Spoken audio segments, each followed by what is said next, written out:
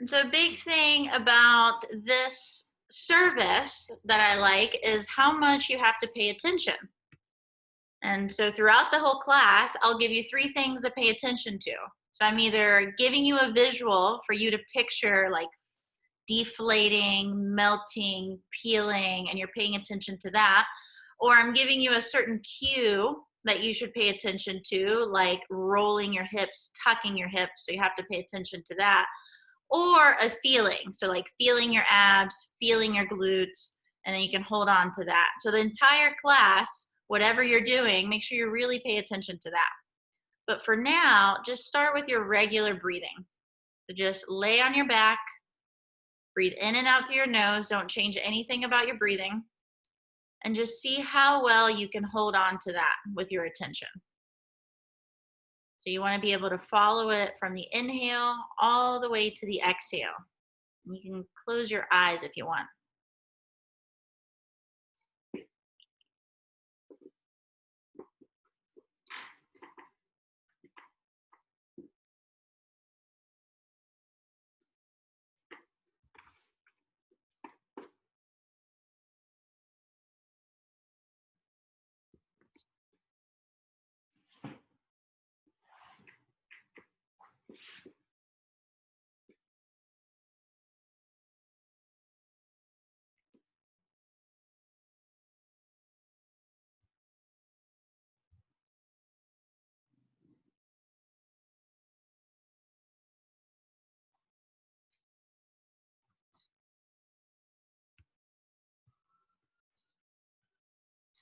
So the first move you're going to start with is Pelvic Rocks, and I'll demo it here in a second.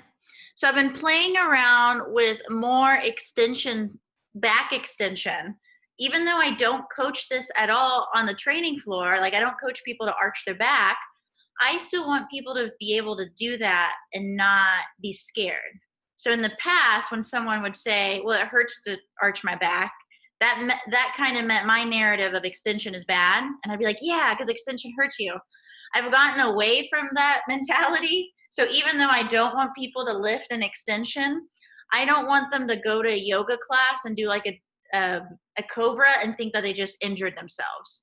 Or I was reflecting back, I went to a PT who gave me sex positions that didn't let you go into extension. So like that's how much fear people are starting to get when we try to tell them to get in a certain position. So I don't want that. So with this, I've been actually getting people to arch their back. So exhale, relax your low back off the ground, so you're untucking your hips. And then inhale through your nose as you do the opposite, roll your hips, go into like a mini little glute bridge, only where your tailbone comes up. And then exhale, untuck the hips. So you should basically feel your hips rocking on and off the ground. And think of relaxing your low back off the ground and then rolling as you tuck. So exhale, untuck your hips. Inhale, do the opposite. Low back goes into the ground, going to a small little bridge. And what I tell a lot of people in this class is work with what you have. So whatever feels good. So if it does hurt to arch your back, just go right where you feel comfortable. And same thing with the other direction.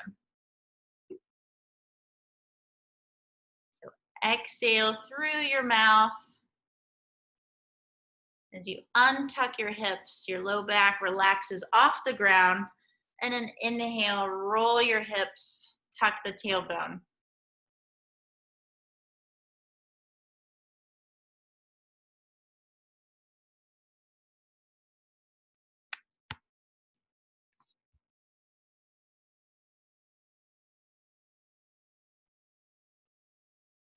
And then we go through everything 3 times. So each round you can hone in even more on your cues and really picturing your hips rolling on and off.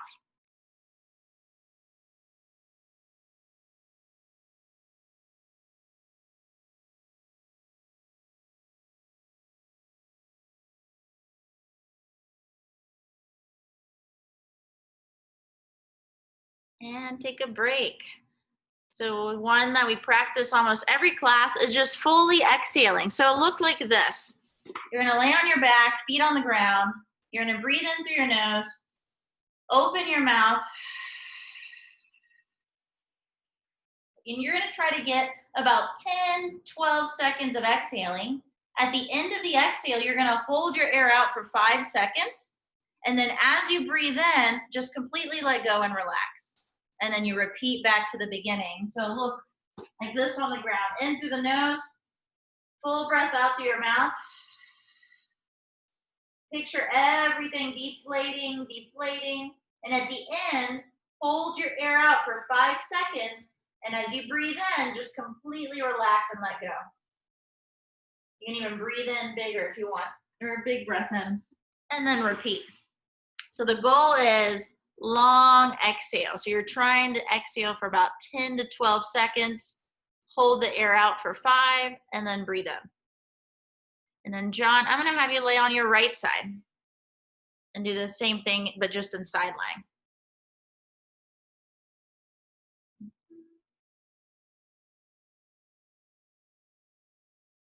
So it's in through the nose, out through the mouth. And you're trying to get about 10 to 12 seconds. And you can go ahead and count it in your head. And if you're not getting to that, slow down the exhale a little more.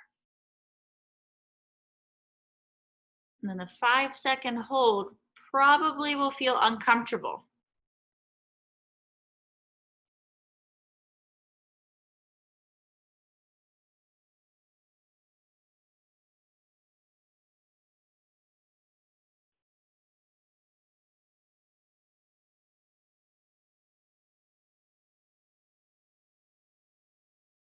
And see if you can get each exhale to go a little longer. So you're all muted, but I should be able to hear it if you weren't. Think of getting every inch of air out.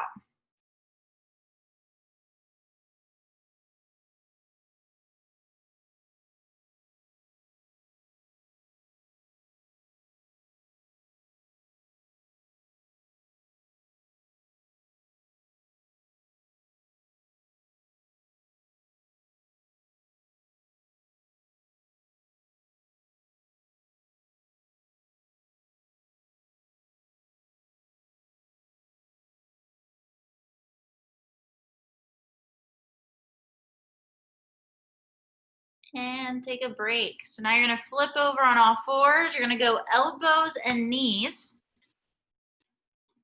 So knees are right underneath your hips. And then you're gonna bring your hands forward a little bit. And from that position, that's where you drop the elbows. So a good way to set up here is just completely let go. So allow your belly to kind of relax into the ground. From this position, you're going to make a conscious effort at using your elbows to push you away from the ground. What a lot of people will do is drive their head back. Head is just along for the ride. It's the elbows that push away. And then from that position, slightly tuck your hips and then breathe. See if you can get the exhale to be even longer. So in through the nose, full breath out through your mouth as you keep the push through your elbows.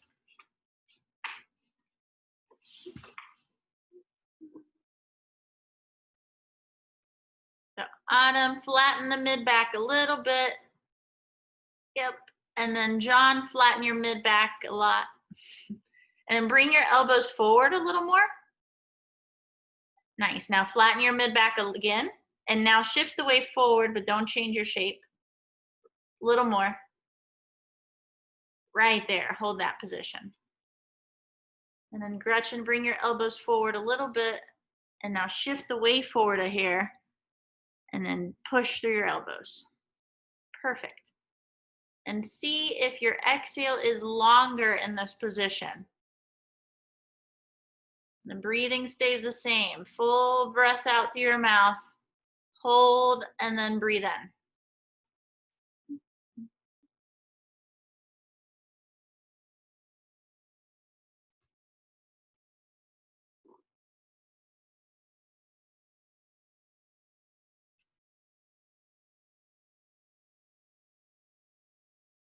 And take a break. That looked good. You're going to go back to your pelvic rocks.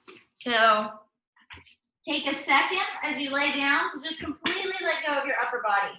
So heads relax, arms are relaxed, and then find your feet, and then exhale as you relax your low back off the ground, and then inhale, do the opposite. You're rolling your hips the opposite direction, pushing down into your feet. And the breathing stays the same. In through the nose, full breath out through your mouth.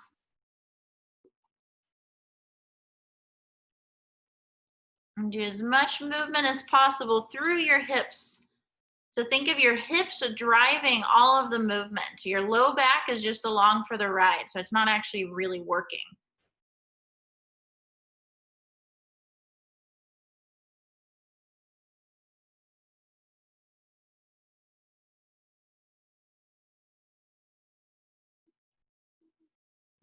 Lucy, do you want a 12-second exhale with this one too, or just normal breathing?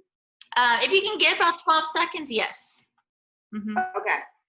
And it's as you increase floor doses, that's when you exhale. Yeah. Okay. And then, John, if you're cramping, get a little wider through your feet and see if that helps. And if your hamstrings ever cramp, it's easier to start all over.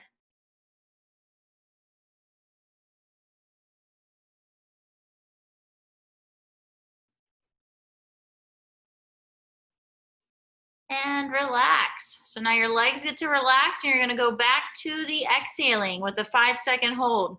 And pay attention to you alternating from holding on to your tension and then letting it go. So as you full breath out, you're holding on to your tension, and then you can even say in your mind, and then I let go, and just completely relax. And just the act of relaxing everything, that should like automatically make you breathe in. And just alternate from back and forth from full exhale, holding on to the tension for about 3 to 5 seconds, and then letting it go. So try to differentiate what that feels like from holding on to just completely relaxing.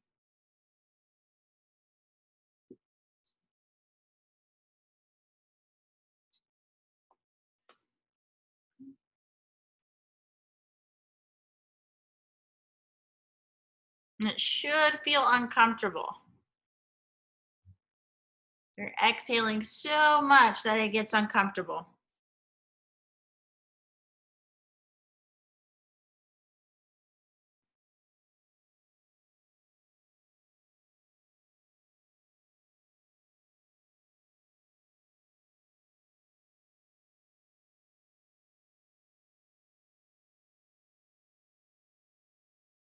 In your head, go from holding on to the tension and then letting it go.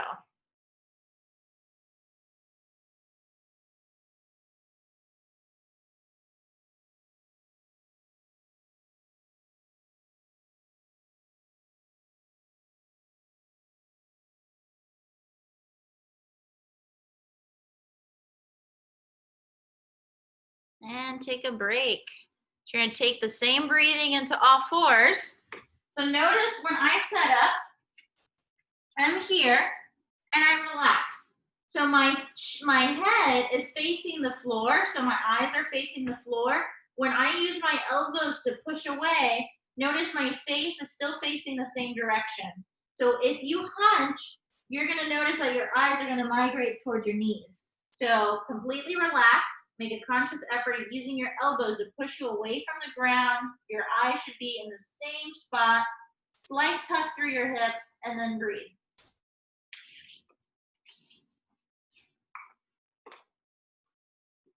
Ooh, Autumn, that's perfect. Much better.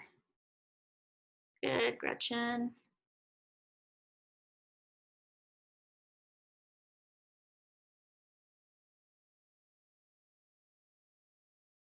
Nice. And John, you can, that's perfect. Right there. Hold that position. Don't change your shape.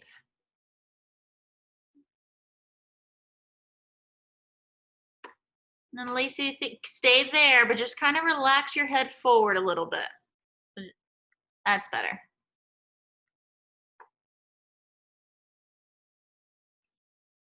And how long can you exhale?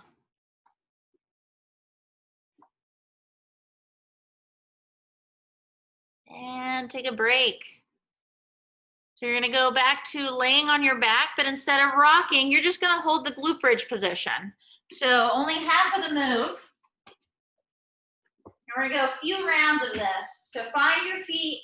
Again, take a second to just relax your upper body. Start rolling your hips one vertebra at a time. So you're doing the component that you did on the inhale. Once you're about halfway up, so like an inch or so off the ground, you're gonna give yourself a little extra roll. So that means the front of your hips roll towards your chest and the back pockets roll towards your knees without getting higher. So the roll keeps the hips exactly where they are. They don't elevate them anymore. So roll the hips about halfway, give yourself an extra roll, and then hold that position for breaths.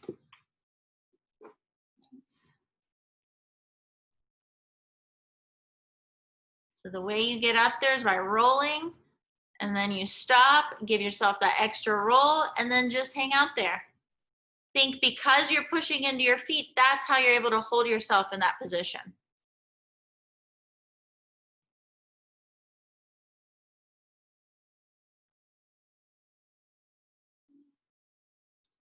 And then John, what you can do is flip over if you want to do a 90-90 on the wall. That'll prevent the cramping. And think, because you're pushing into your feet, that's how you're able to hold your hips in that position. It teaches you how you can use your feet to leverage certain muscles, like your glutes and hamstrings, or to keep certain positions. And then relax, come all the way down, take a few seconds to rest. And then whenever you're ready, start rolling again, one vertebra at a time. You're gonna peel your hips off the ground, nice and slow. And when you get an inch or two off the ground, give yourself that extra roll where the top part of your hips roll up towards your chest and your back pockets roll towards your heels. And then Autumn, bring your knees in a little bit.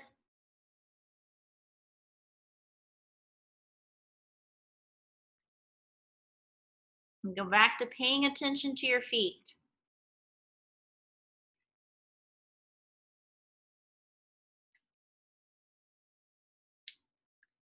And rest. You're gonna go one more. So take a second to take a break.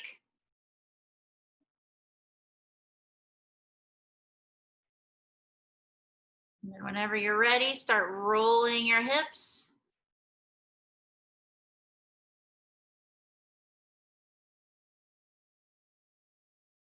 And then give that extra peel, extra roll without moving them up any higher.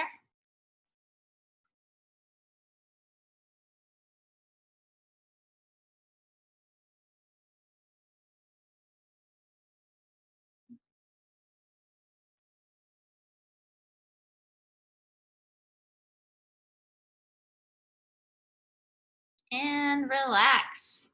Now you're gonna go back on your back with the exhaling. So this time, instead of letting go of the tension, you're gonna breathe underneath the tension. So you're gonna keep the tension in your abs that you found at the end of the exhale.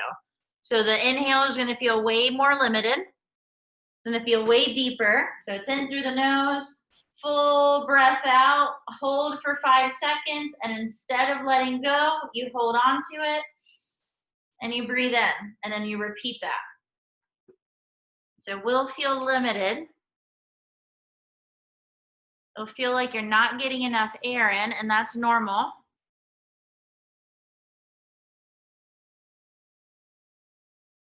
And still try to get that full breath out.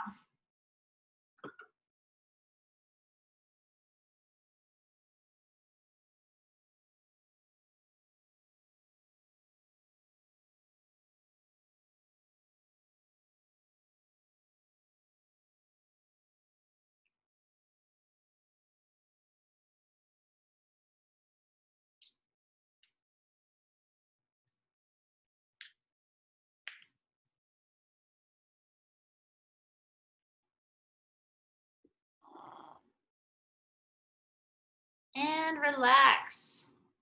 So take a break. This next time, what you're gonna pay attention to is at the end of the exhale, you should feel your low back on the ground, kind of press down. really make a conscious effort as you breathe in, you still feel your low back in the ground. So try to keep that reference as you breathe in. So that's another way to keep the tension as you breathe in. So same thing, but just pay extra attention at holding on to that spot on your back, pressing into the ground as you take a breath in.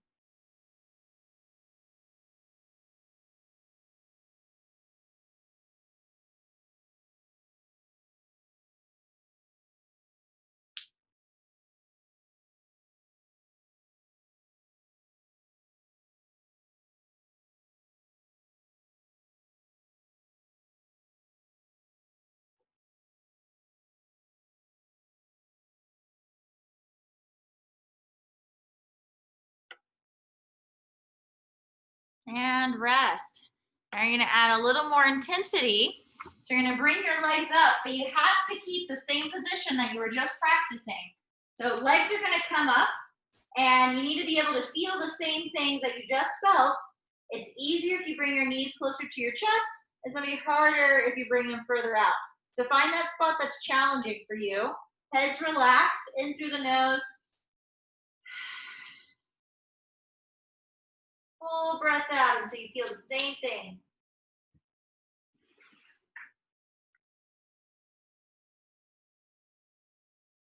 Nice.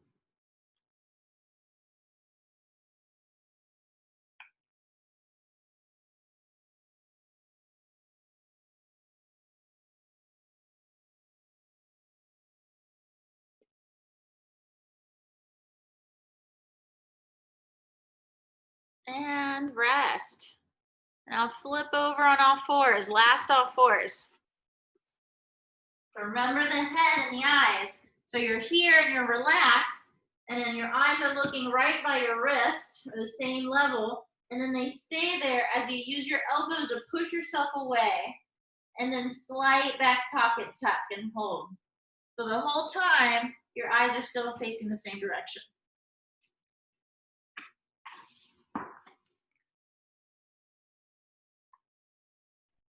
Much better.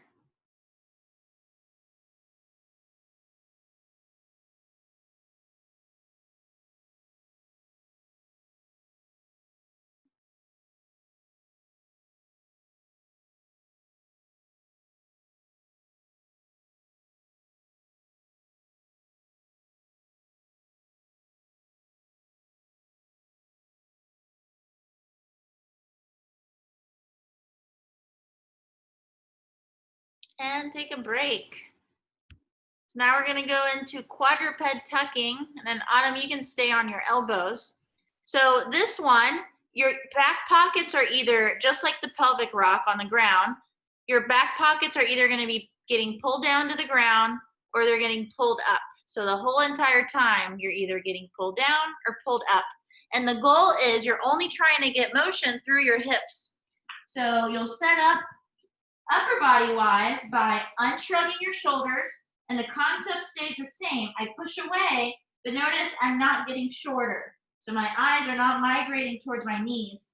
So push away from this position, my upper body doesn't move, and then the breathing starts.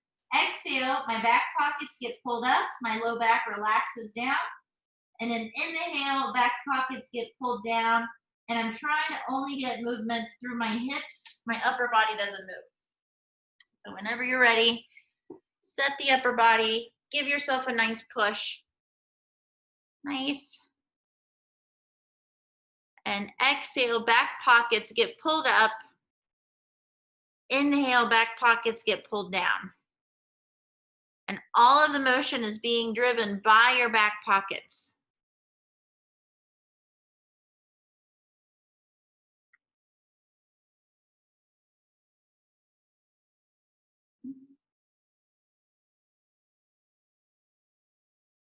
Give me a little bit more reach, Michelle. And then head up a little bit, or chin away from your chest. Good. And then now get your head forward towards the ground now.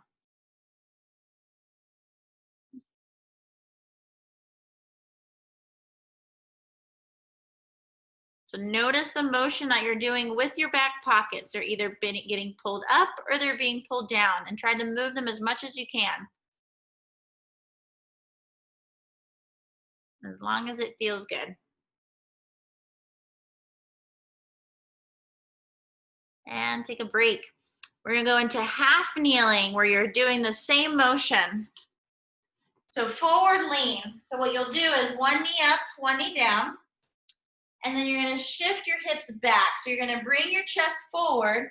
From this position, I'm gonna pull my back pocket down. What I don't want is for the hip to shove forward as I pull my back pocket down. So my hip stays exactly where it is, just like you did in the glute bridge. You get the extra roll, and that's your glute and hamstring doing that for you. So, hinge back, awesome. So you can come up a little higher, John, with your chest. Right there, that's plenty. So from that position, just pull the back pocket down. Nice. And then Gretchen, bring your front foot back a little bit. There, so you can feel your whole foot. And then start pushing into the front foot. Lacey, bring your front foot back towards you even more. Right there. And then really pay attention to your bottom knee and your front foot. Because you're pushing down into those things, that's how you're able to hold yourself. Upper body should be pretty relaxed. And relax. Switch to the other side. So it's a hinge back. So you're here. Hinge back a tiny bit, and you can even put your hand on the front of your hip. As you pull the back pocket down, the front of your hip shouldn't push into your hand.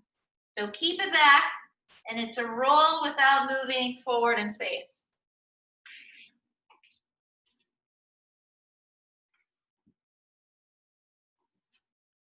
Nice.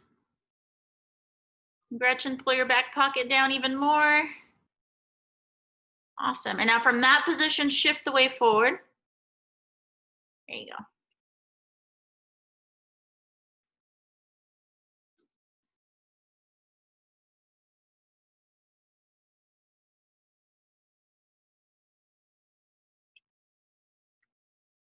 And rest.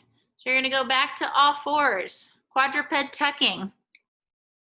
So unshrug the shoulders and then look at your hands. Push into your hands as you reach away from the ground. And then nothing moves from that position. What you don't want to do though is drive your chin back like this. So allow your chin to come forward. You're using your hands to push away. And then exhale, back pockets get pulled up.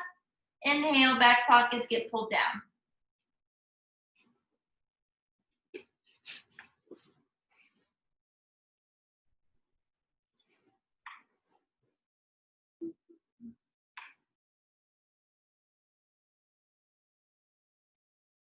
And as long as it feels good, move your hips as much as you can. So how much motion can you get in both directions without letting your upper body move?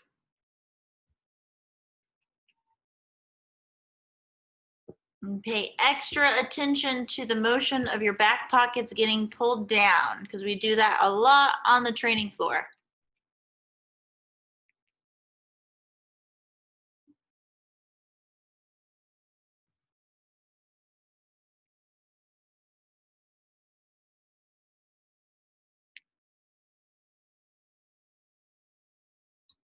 And take a break. Back to half kneeling.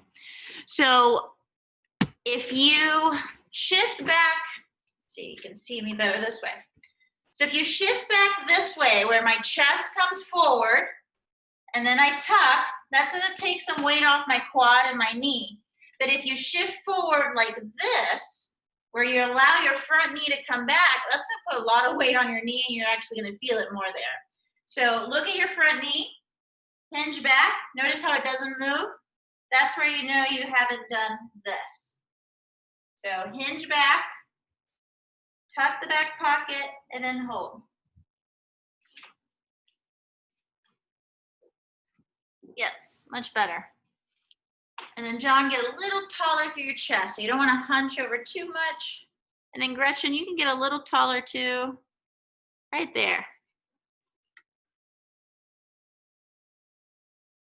Really pay attention to your bottom knee and your front foot.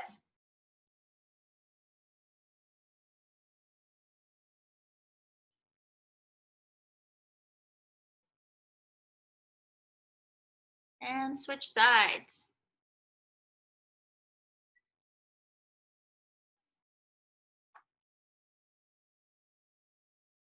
Nice, small hinge. Pull the back pocket down without shoving forward.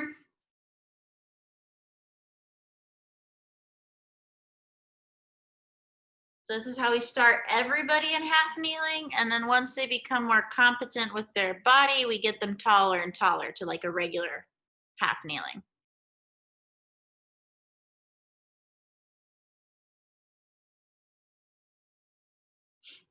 And take a break. Go back to one more quadruped tucking. So hands underneath your shoulders, unshrug, push away without using your neck by pulling it back.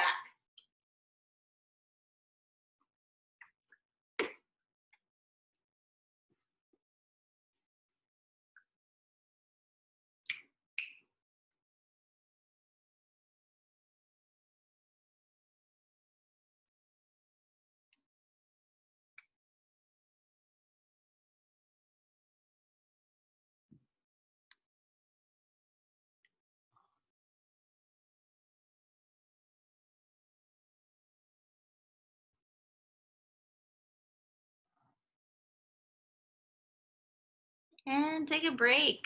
One more half kneeling. So start with whatever side you want. Hinge your hips back and then pull the back pocket down.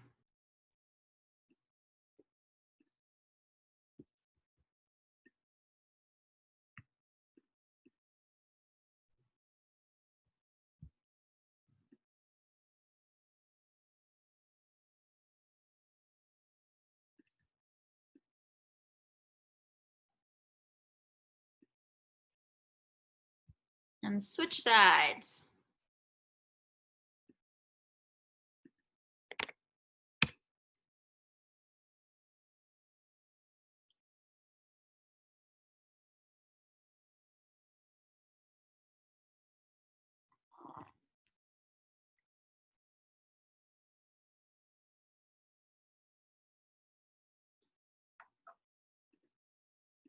And relax. And I go back to your back and go back to just your regular breathing and see how well you can hold your attention to that. So relax everything, arms to your side, just in and out through your nose.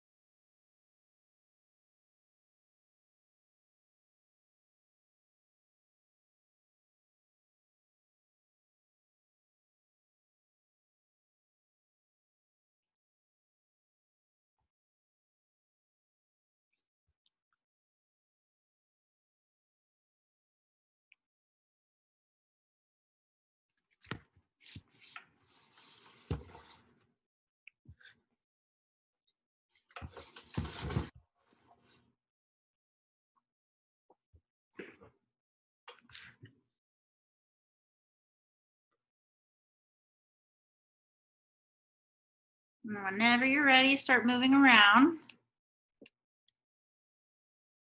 And then come to your, because when I close out of the room, it will go, the chat will go away. So go ahead and open that document that I put in the chat. So that is my onboarding from day 1 to I don't know, week 12 or something. And you can go ahead and unmute yourself too. But you don't have, just open it and come back to this. Oh. Because then I'll share my screen. But before we get started with that, any questions on the class? How was that for you, Gretchen? Yeah, it was good. I didn't know if I was muted or not. No, it was good. Yeah, it was hard, challenging. Yeah, a lot of them are, everything's harder than it seems. That's our whole thing when we talk with new people. It's everything is harder than it seems until you do it. How about you, John? It was great. I've been trying to get into this for a while, so always looking forward to this kind of stuff. I think it was definitely challenging for numerous reasons, but I loved it. Cool. I'm glad you enjoyed it. So John was, I'm going to point you out, he was having some problems with hamstring cramping, which I do too. And I never do hook line. Every time I demo it, I'm always like fighting a cramp, especially since I started doing more yoga. So if you do see that, not just like in the class like this, but on the training floor, just putting them in 90-90 will do better, or they'll do better that way. They probably don't have access to that motion, and then they're trying to drive hip extension from a position of flexion, and then the hamstrings cramp. There's not really like a good answer of why things cramp. Yeah. Do you prefer, like on the training floor, do you prefer going to the wall or using a bench? That depends on the person. If like someone like you, a wall, but it's like a new person, probably a bench. Okay. Mm-hmm. Yeah, because a new person will push the wall away versus dragging it down. But normally, I rarely do 90-90 on the wall now. I usually have a ledge or a chair, especially online, because I don't have people with a wall. So we just we've been doing chairs, and just that's it. Cool. So last week I went over, let me share my screen. And like I said earlier, it's on YouTube. And also the morning class wanted to see my landing page of who I advertised, who I took through this onboarding, because that also is important as well. Because I do train the chronic pain clients, the deconditioned clients, the people who are scared and terrified of exercise. So I do attract a certain population. And I can send this to you, but these are the people, the people that came in. We had about 15 people before the pandemic hit, and they were attracted by this message. I never promised you're going to get in the best shape of your life. I'm just promising that exercise is going to feel good. I'm not going to hurt them. If I was training people who do want to exercise hard, my wording here would change for sure, but my onboarding wouldn't. I would just probably progress people faster. And like I'll show you here in a second, I would add things like prowler finisher and stuff like that at the end. So if you do train a different population, they would just go through this faster. So what I talked about last week was my assessment and then my breathing intervention that you can look at on YouTube. So you can see how I introduce like one cue at a time, very similar to what you went through today. And I just feel like people really need that slow progress to become competent of these moves, and then they don't get frustrated. That is my assessment. But then that doesn't really tell me like what they can and can't do on the training floor. And the reason behind this whole assessment process is not just for me, it's for my staff member to be able to recreate what I'm doing. So I technically wouldn't have to run people through all of these moves. I can almost predict how someone is going to move because I've seen it so many times. Who's been in the industry for like 10 years or almost 10 years? John, you. So you probably already do this on the training floor. There's some stuff that you see so many times that you know the perfect cue for the person.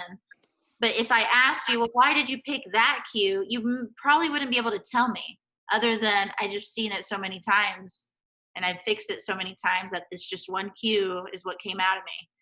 When it comes to programming, it's very similar. My exercise selection, if you're like, well, why did you pick that? Like, I don't know, because I've seen that same type of person move many times, and I know what kind of exercises they do best. But I can't teach a new trainer or my staff like that intuition. So what I've done is I've created a system that brings awareness to the things that drive my decisions, and hopefully they start building that intuition as they go through this. So if we go to the first one, 90-90 and hook line. I already looked at 90-90 because that's what I take most people through. So here I'm looking, were they able to roll their hips in 90-90? Because if they were, I'm going to keep that on their program. But then I'm also going to look hook line, like feet on the ground. For example, John. I wouldn't put glute bridge in John's program because his hamstrings cramped every time he tried to do it today. So I don't want to frustrate him when he comes in for his first program of like, here's glute bridge again, we're going to struggle. So I would make a note, and I'll show you the example of John came in, 90-90 was totally fine, but hook line, hamstrings wouldn't stop cramping. So now I know, and Dave knows, and Sierra knows, that when people are in hook line, or John is in hook line, we're not going to cue a lot of tucking because it's just going to frustrate them because they don't have access to that motion. And then I look at 90-90 reaching.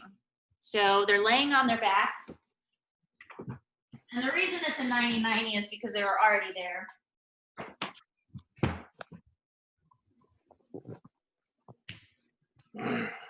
I have them lay on their back, and I'll say the breathing is the same that we just practiced with the last thing. So I just want to see your ability to reach your arms up and full breath out. And here I'm checking a few things.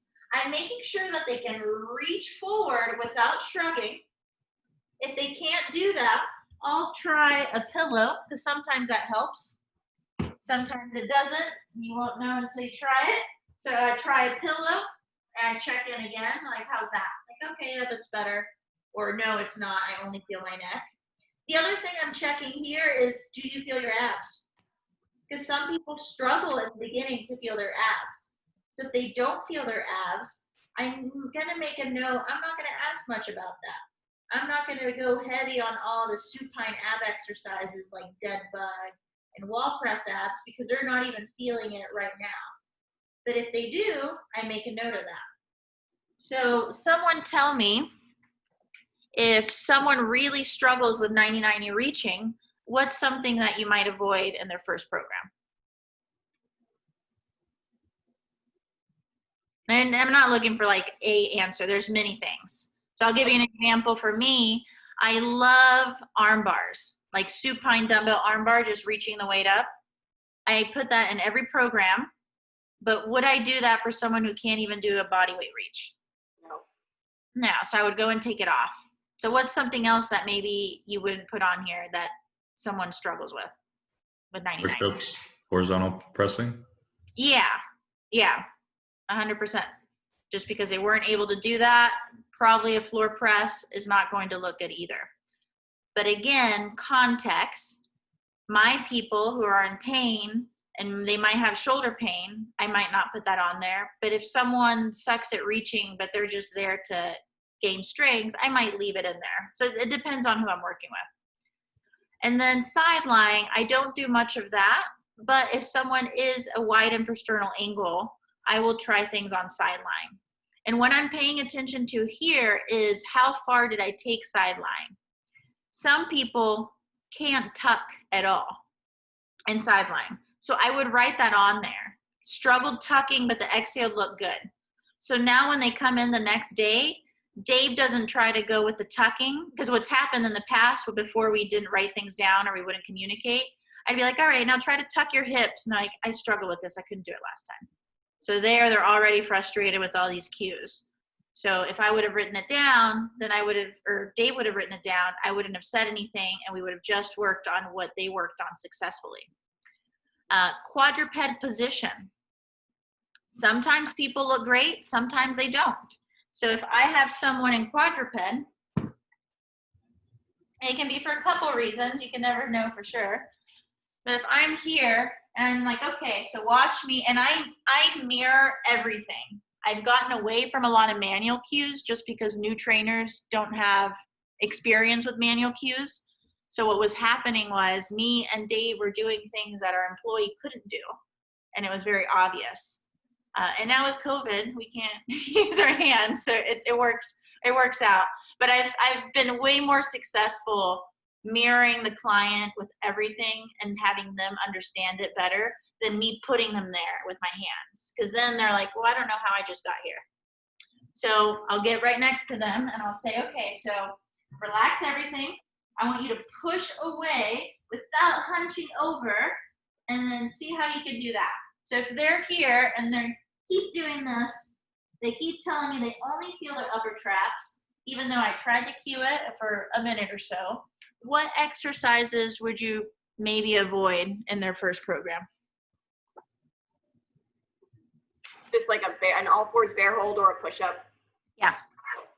Bear crawl, low bear, bird dog, just quadruped in general. Because sometimes quadruped is awesome for people. I put them there the first time, and then they're there, and then I'll say something like, okay, now take your left hand and tap it on the right shoulder. And they're like, oh my God, that's so much abs. So if that's the person I'm dealing with, I'm going to put low bear on there. I'm going to put bird dog on there, things that they felt successful in. But I don't know this until I try it. And a couple reasons why someone might suck at this is because they don't have access to that motion. So if they're in all fours and I want them to get a nice reach, you have to be able to have access to your back, like being able to expand back there. So if you don't have access to that, maybe your only option is to shrug. So even you might be the best coach in the world, they don't have access to that motion.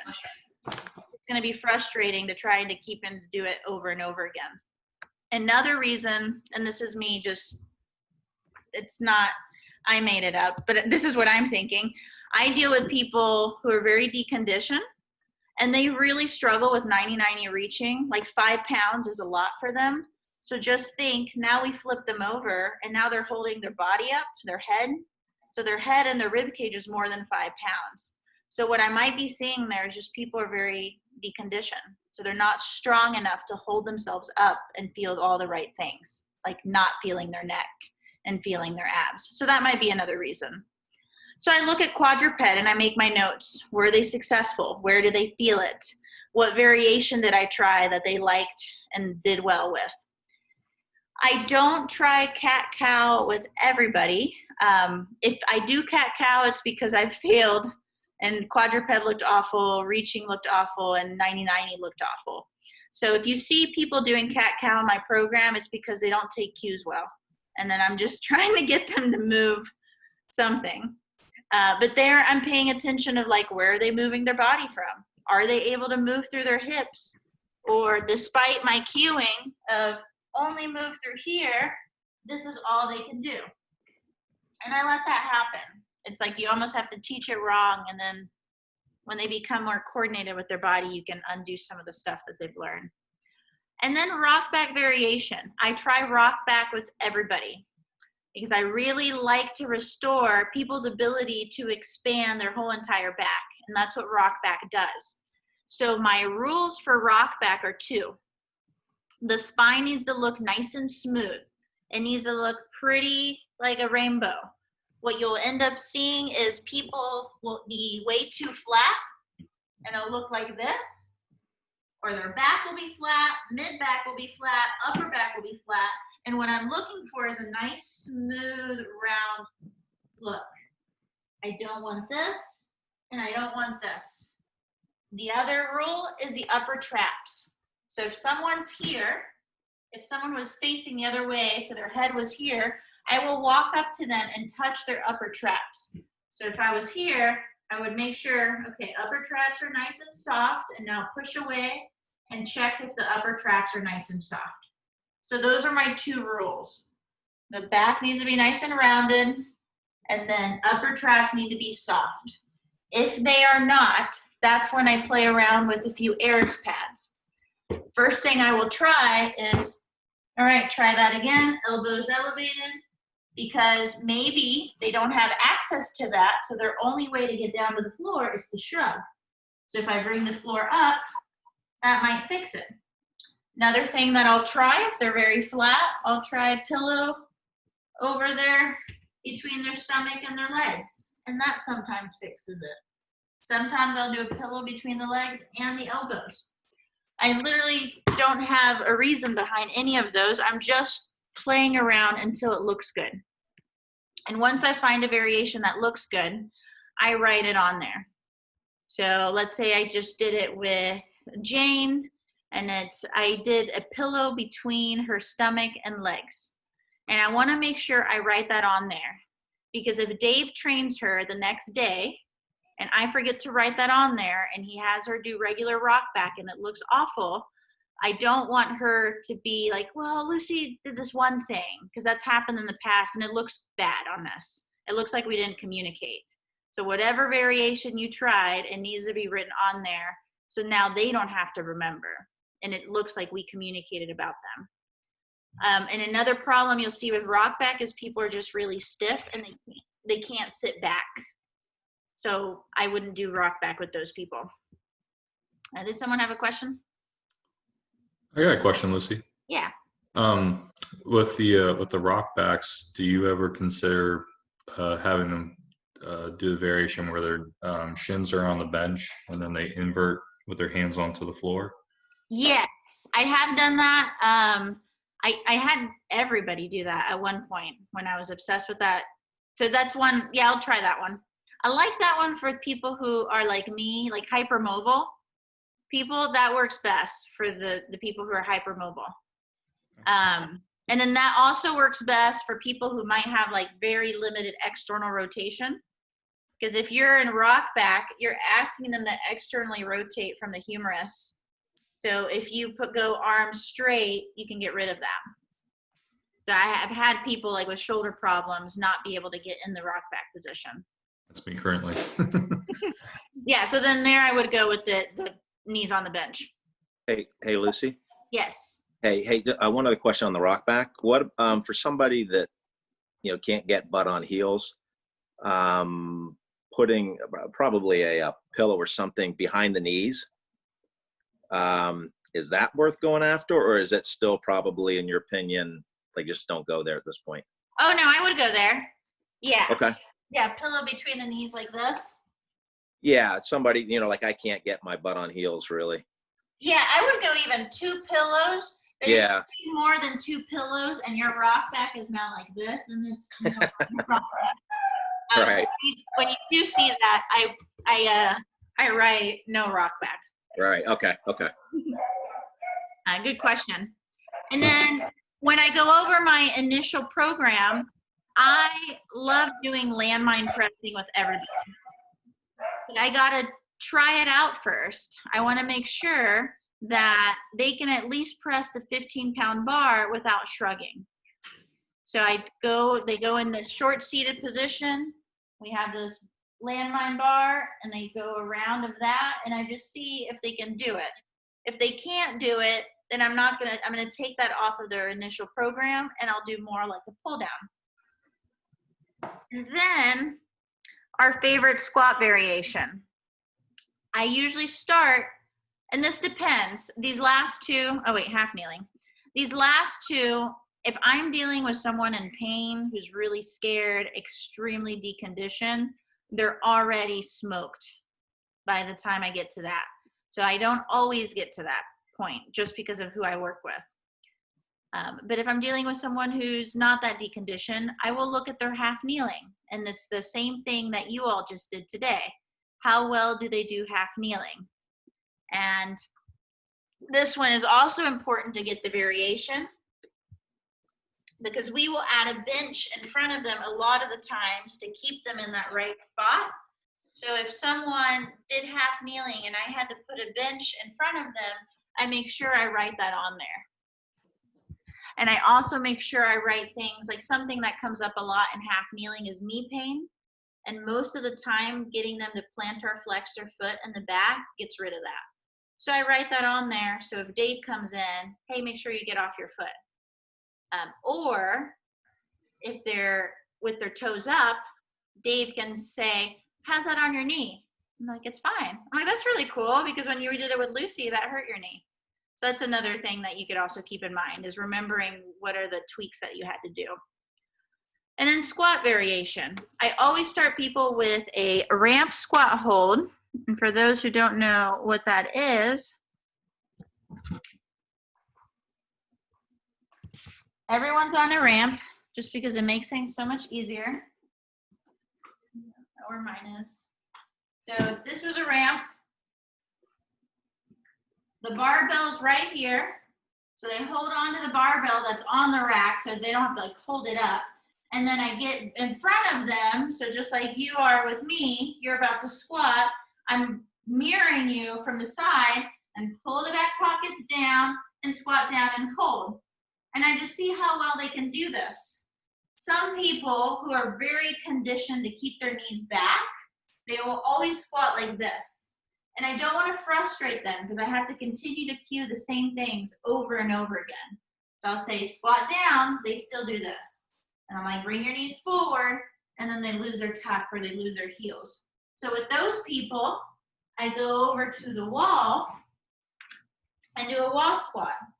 So feet away from the, 1 foot away from the wall, come down, tuck your hips, and do your squat that way. And so I would write that on there.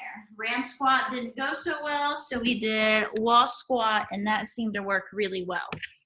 Or if there were some tweaks that I had to do, like wall squat worked well, but it hurt if she got lower than just a few inches. So only just a little bit. And that's what I go through on my first day. So the assessment, because I've been doing it so much, it takes me about 30 minutes to get through all of this, the assessment, breathing intervention, reassessment. And then it takes me, depending on who I'm working with, another 30 minutes to get through this. And then I also make sure I'm observing a few other things so we can meet that person where they're at. And the way I came up with this was watching my employee that sucked. I'm like, why does he suck so much? And it's because he wasn't aware of some of the stuff of how to meet the person where they're at. So one thing that I noticed, how well did they take cues? Like, did they get overwhelmed with 1 cue, or were they able to take 4 or 5 cues? Because that's important, because Dave or I or Sierra need to know that next time we work with them. It's like, if this person can only take 1 cue, we give that person 1 cue. Another one, did they feel everything I asked them to feel? Because I write some notes on that. Some people don't feel anything at first. So I don't want to keep frustrating them. Like, did you feel your abs? No, I didn't feel my abs. I don't know what you want me to feel. So I make notes of that. Like, don't ask that person. This is especially true with people who are overweight. I've been yelled at a couple times in the past, like asking someone who's overweight, did you feel your abs? And they're like, no, I just feel my fat. I'm not going to feel my abs. So I have to make sure I'm aware of, are they feeling the things I'm asking them to feel? Because if they're not, I'm not going to go crazy on those references to see if they're doing it right. Another one, were they able to carry over cues from one exercise to another? So that's something I make sure I notice. An example of that would be the glute bridge and that's half kneeling. So like the same move that you just did, and I noticed a reaction to it. So the same move that you just did, do the same thing in half kneeling. And if they seem like they understood that, I make a note of that. But it's very obvious when they're like, what do you mean? What do you mean the same thing that I just did? I'm like, it's okay, I'll walk you through it. But then I make a note of that, like they were not able to carry over cues from one to the other. And then the other thing is, do they need to be demoed each exercise each time? Some people, they go through, let's say I have them do a squat variation and then a landmine with a rock back, and they do that like twice through. Some people, it's super easy for them, or for me to say, go back to ramp squat. Like they already go through it once. I'm like, back to that. But other people just have no idea what I'm saying, even though they just did it. Like to them, training is a completely foreign language. So for us, it might seem very simple to say ramp squat. Like, you should understand what that means. It's a ramp and it's in a squat position. But to them, they probably don't even know what squat means or ramp. So they just need that 1 second of reminder of, like, go back to the thing that you held on to or you tucked your hips. Some people need to be demoed every time they go through it. So I make note of that. So then when Dave or Sierra train them, they know to do that. So with all that said, here is an example. And 1 second. Any questions on that part? I got a question, Lucy. Yes. If you were with a client that's experiencing vertigo, what would you Like while you're training her? either like going through that assessment or while training? I don't have experience with that. I only have experience with them having vertigo and not coming to the gym. So Okay. it's 3 different clients. Twice, or one client, it was like a viral thing, and it just keeps coming up every couple months. But they've never been in the gym when it happens.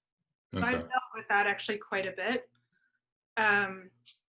I relied a lot on the client's own sense of, like, okay, I know they knew when they did things on their back that there was a good chance something would come on. And none of it was viral. It just kind of happened sometimes, didn't happen other times. So we would avoid anything on their back that day, and take really extensive notes about like what worked that day and what threw them off. Thank you. But I mean, you have to talk to the client and see how willing are they to try things, or, remember, I don't know, how willing they are to try things. Yeah.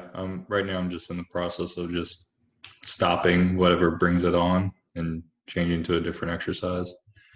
Yeah, and if that's where their head's at, that's exactly what you have to do. Because Mhm. if they're having any fear, we don't want to push them through anything. But Mhm.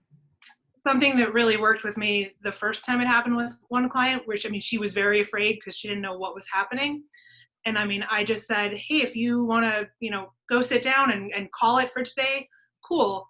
If you want to keep working out, like, I'm here for you, and we can try a million different things. And at the end of that workout, she was so happy. She's like, I'm so glad I stayed, and I feel safe and I feel good. And that's exactly what I wanted. Right. Awesome. You got to read the room basically and see what they're up for. Yeah. Awesome. Thank you, Alan. Yeah, that's good. Thank you. Yeah, the way my clients have explained their vertigo, I don't want them to come to the gym because all of them are just, they can't get out of bed. And I've never I experience it when I get off elevators, but I've never actually dealt with vertigo. So I haven't pursued them or encouraged them to come to the gym when they're going through that. But that's really cool, Autumn. Thank you. So if we go back to the sheet,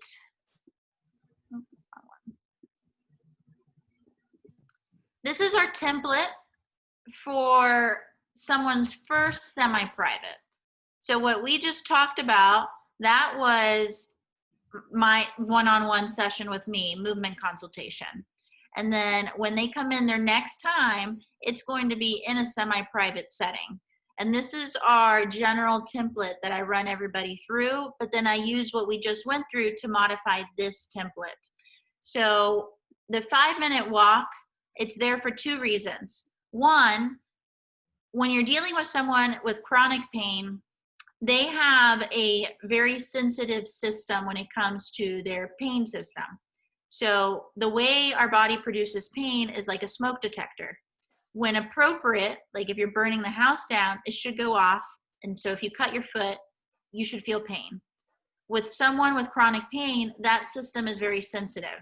So it basically goes off every time it makes you make eggs in the morning.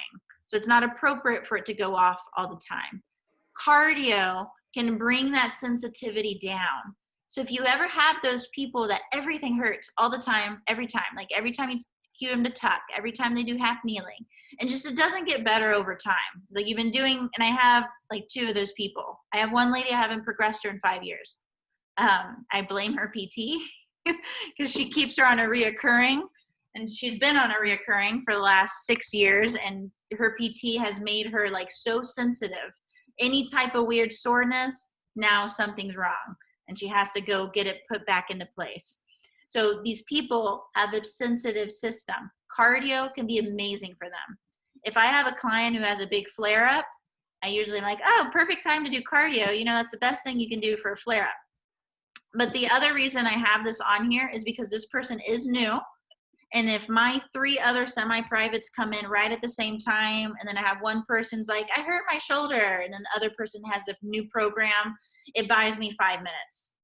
So I don't always have to do the 5 minutes, but it's that option of, if I need 5 minutes, I can put them on the treadmill, get everybody going, and then I can deal with the new person.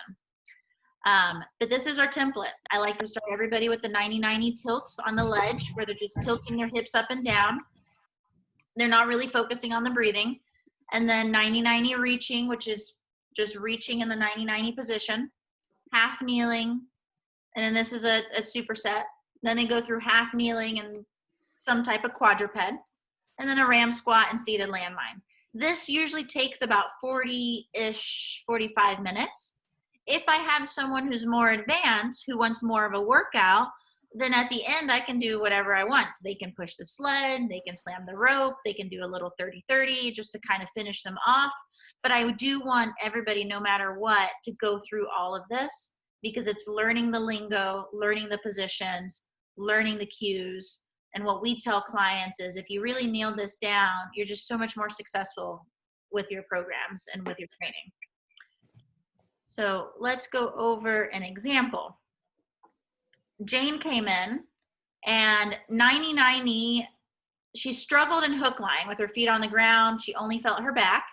90-90 was better, but it wasn't until I moved her to the wall, because she was having a lot of knee pain with the ledge, which sometimes is normal for people who have knee pain. And then when we went to 90-90 reaching, just reaching up, all she felt was upper traps. I even tried a pillow. It didn't work. So the whole time, even with no weight, even a single arm, it was all upper traps. And then I didn't do sideline. She had the same problem in quadruped. Couldn't get her to do quadruped without her feeling her neck. Didn't try cat-cow because she was already frustrated from quadruped and 90-90.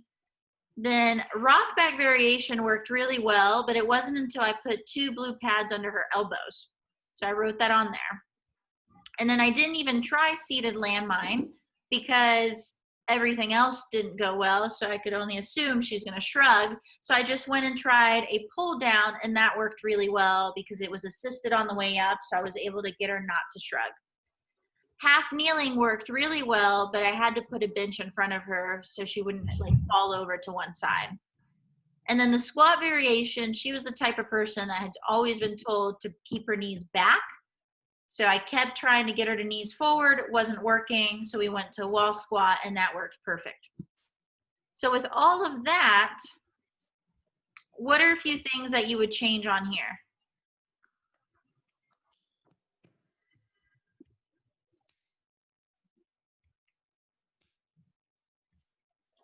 I would definitely take off the 90-90 reaching and the tilts on ledge. Mm-hmm. Oops. So here, so let's say she just left. I'm like made all my observations. She leaves. Then I come straight here to her initial session, and I just get her program ready for the next day.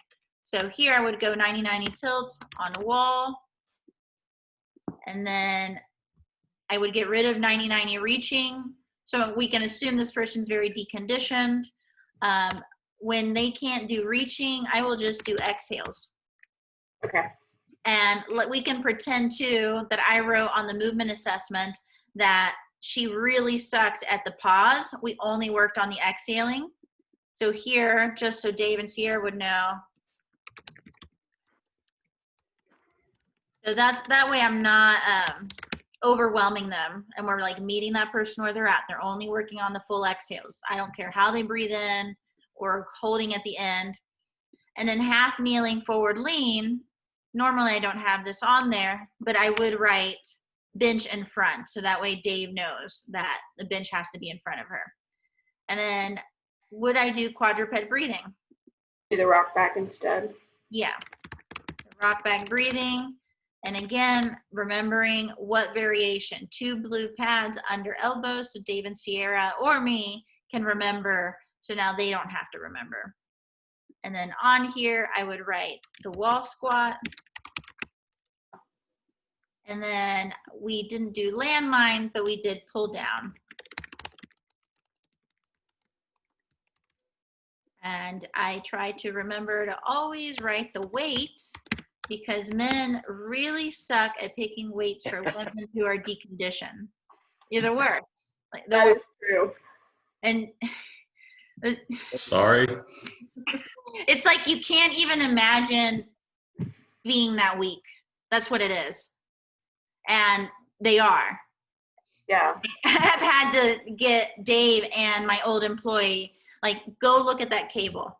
Like, go feel it. Go feel that cable. And they like feel it. And they're like, it's nothing on here. I was like, she was shaking. Because what ended up happening is when I stepped away from training a lot, and we had a lot of women, and I was traveling a lot, last year, like spring, when I would come back to the training floor and I would look at people's weights and like, yeah, just Sabin and Dave just pick way too heavy weights for me. And they tell me I can do it, but I really don't, it doesn't feel good. And then they didn't feel safe telling them. So that's when we had to really have all these conversations about women's upper body lifts are just a lot less than men's weights when it comes to upper body lifts, especially in the beginning. And then that's how I would modify her first day. And they come in and this is their program. Then what I end up asking is, hey, Jane, after this, on the scale of 1 to 10, how crushed are you going to feel after this? Like 10, you might not walk tomorrow. 4, you feel fine. This is very, very interesting because now you're getting someone's perception of what exercise is. If you're dealing with people who've never trained before, who've never worked out before, who've been sedentary for a really long time, their muscles burning a little bit, their heart rate coming up a little bit is probably being blown out of proportion in their head. So their perception of what's going on is much greater than what it is.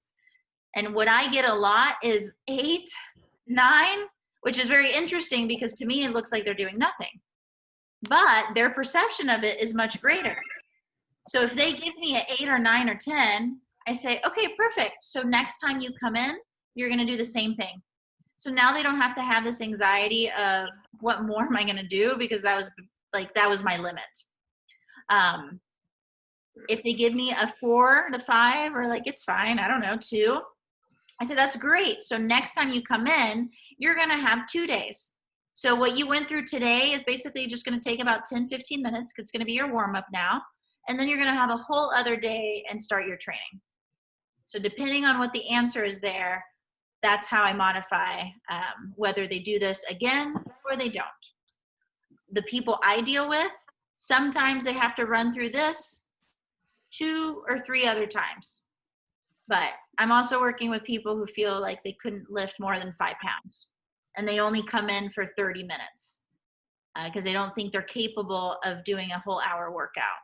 But the cool thing is they usually end up doing way faster than they think.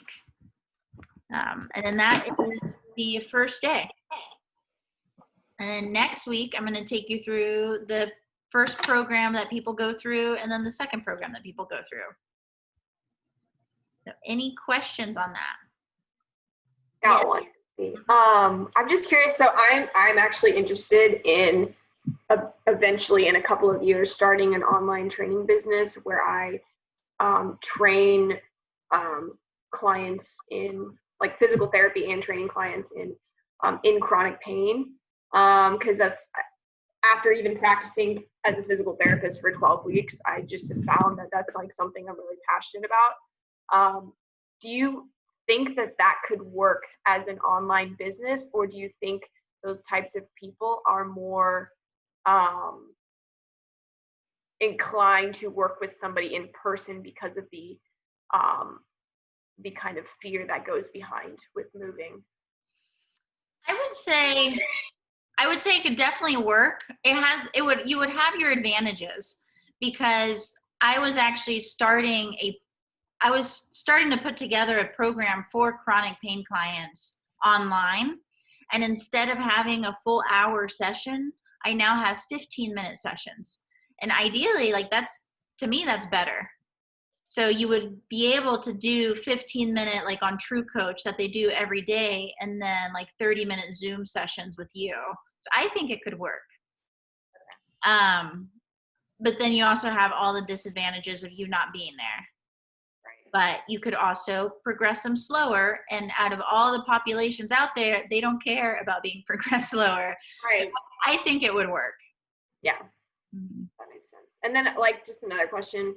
How did you get interested in like treating people with chronic pain? Is this something that just kind of people started coming to your gym in chronic pain and you were able to help them? Or was it something that you were like, hey, like we want to target this population? They gravitated. So I worked for a power lifter, and okay. I gravitated towards breathing. I wanted to be Mike Robertson, like the corrective exercise expert in the industry. Yeah. And he gave me my first client, who I still work. She came back to me, and they were just learning the cues of exhaling at the time. It was like a decade ago.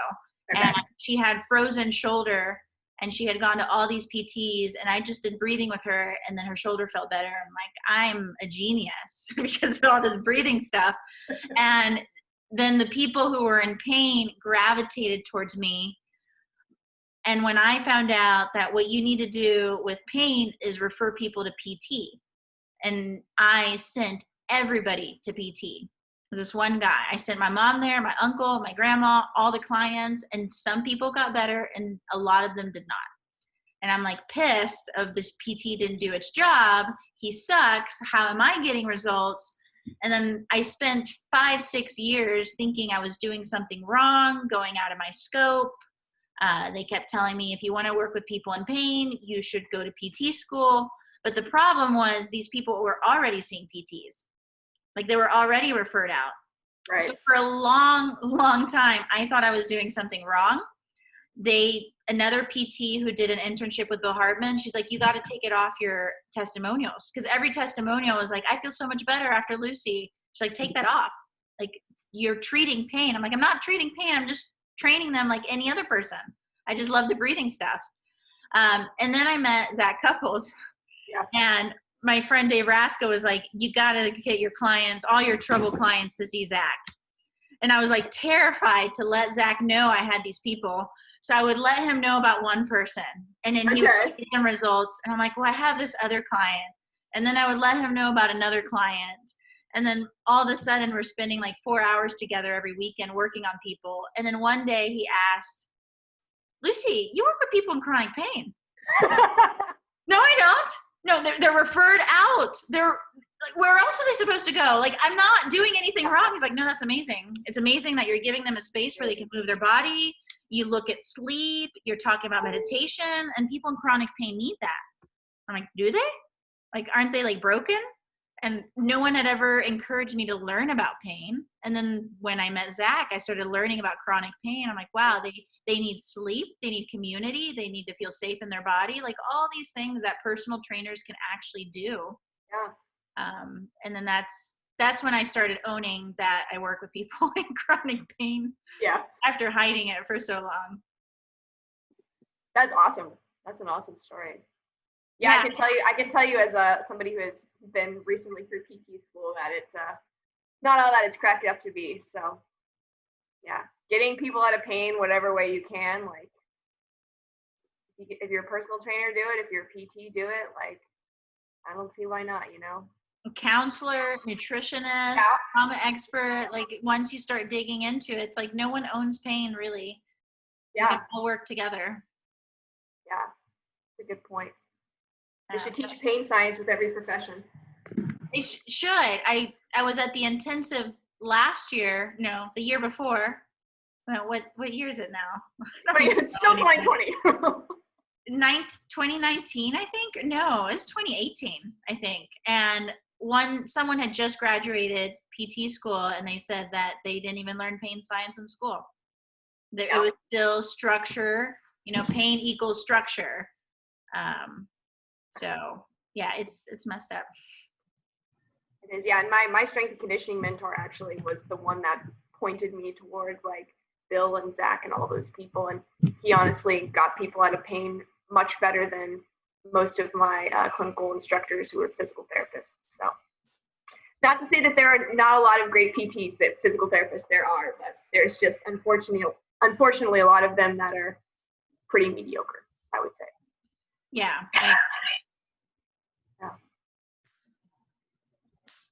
Any other questions? Was this helpful? Very helpful. Yeah, very helpful. Awesome. Glad I have another question if you have time. Yeah, go for it. So, as you know, Lucy, going through the human matrix and all that jazz with you and Zach and everything, I'm still having issues with buy-in on certain things, that I'm trying to incorporate into the training at my place. So it's kind of been a circle of trying to get people to understand the breathing, really like I can only get so far with like the 90-90. And then sometimes depending on the client, they go to a chiropractor, they go to a PT, and really nothing changes from that visit. Then they come back in here and they try to expect me to give them a workout, and I'm trying to explain to them, it's because of this and this, let's try this. I feel like I'm missing something. You're talking like current clients, not like a brand new person? Yeah, mostly current. What kind of, so current client comes in and you're trying to teach them So what does that look like? So, it's more, if they come in, they're like, oh, like, I messed up my shoulder, or if I messed up my knee, I try to like ask, more questions like, okay, like what happened, let's try doing this instead. Let's, you're sitting back, let's focus on using the heel ramp, let's focus on tucking. And then, it's not what they've done before, and it's all new, and in a way it's a little bit less because they're it's a new adaptation to get used to. So I think it's like they feel like they're not being trained as hard, or so they're like, well, I'm gonna go do this spin class because this class wasn't as hard because you only made me do less. But am I making sense? Yeah. To them, it seems like they're not getting as big of a workout. Yeah. And so they're trying to do more and more. And I'm like, well, more's not doing anything better, Yeah. There I would go to two things: find ways to still crush them without loading them. And that's where the just like sled pushing and slams and stuff like that you just put in the program. Like, even though it doesn't make sense to just put a random ball slams in the middle of a tri-set, like you do that just to give them that training effect. And then the other thing I would say is I would watch the YouTube video from last week. Because what a lot of times what you end up doing is you don't end up proving to them how breathing impacted them. So if they had some shoulder problems, like, it bothers me when I do this, and you do the intervention, and if it doesn't change to them, they're like, well, what was that about? Yeah. But what I find is people don't get enough quality breaths in, so they don't create the results, so then they don't create the buy-in. Gotcha. So go back and watch that one and see if it's anything different than what you're doing now. Because what I find a lot of the times is people don't do enough breathing in the beginning, so then you don't produce this crazy awesome result on the assessment or the thing that you're trying to prove, so then they don't get the buy-in. Okay.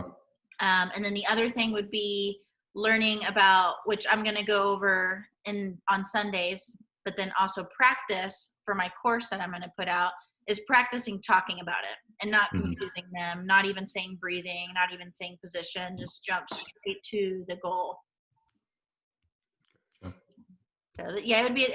It's hard to say without actually seeing it. Right. Yeah, because it's like multiple occurrences. It's like, all right, what am I missing? And then 2, so look at that video. Hmm. Find a client that you feel comfortable with, like having a one-on-one with them. Like, hey, can we try some stuff and do like a quick assessment intervention? If you get results with them, it's like all you need is that one person to get results, and then they start talking. Right. No, it does. Even though it is weird, I swear, it made my shoulder feel better. Yeah. So you just need those couple ones to get crazy results with, and then they start talking. Gotcha. Or you point it out. Yeah. In front of them. Awesome. Like, tell John how much better your shoulder felt after the breathing. Because I also will do that too. Cool. Awesome. Thank you. You're welcome. Well, cool. So next week I'll go over the program component and my reason behind that and coaching a little more on that. Oh, no, the night will be fine. I'll be hungover in the morning, so I'm thinking of pushing the morning one for Monday morning. What do you have going on Saturday night? I already know myself. It's 4th of July, and I know I'll say, oh, I'm going to go home at 10, but then it's 3 a.m., and I'm still trying to dance. So I might just go ahead and move the Sunday morning. Cool. We'll see you Sunday night then. Yeah, you'll see me Sunday night. Well, Where are you dancing? Everything's closed. everything opens. Honestly, I've been awful this last week. I've just ignored it.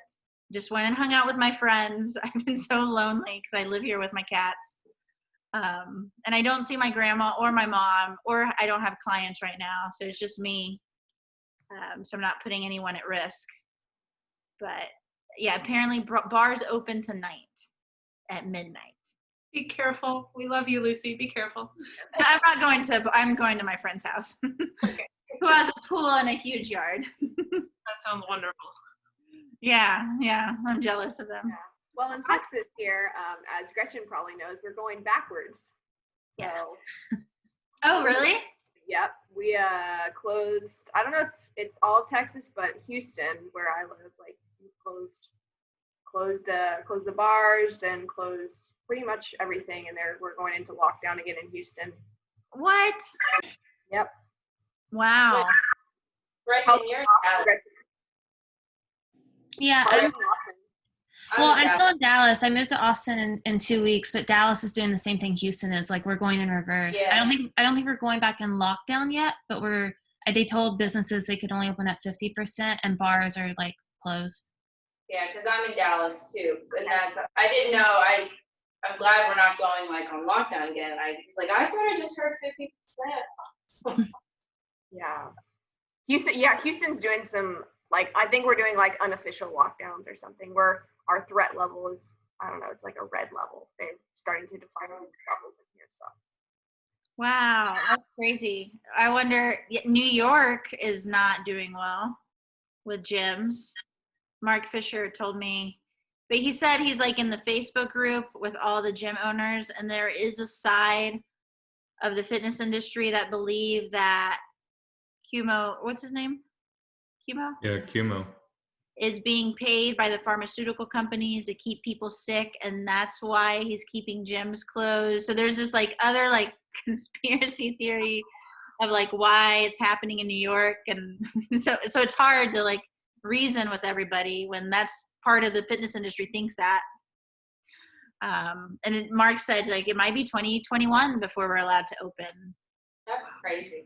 Wow. Because I feel like Coach, Fury and those guys, they're struggling to. It's crazy. That's ridiculous. I know. I don't even know how they're still like mentoring us, just and doing all these seminars for us and supporting us. Like I'd be under a rock, not helping anybody. But they had to close one of their locations down. Yeah, And saw that. continue to let go of people, hire them back up, and yeah, it's insane. Yeah. Well, awesome. Well, it was awesome seeing you all. Thank you, Lucy. Yeah, thank you so Thank much. you. You're welcome. See you all next Sunday. Have a good weekend next weekend. Be careful. I will. Bye. Bye.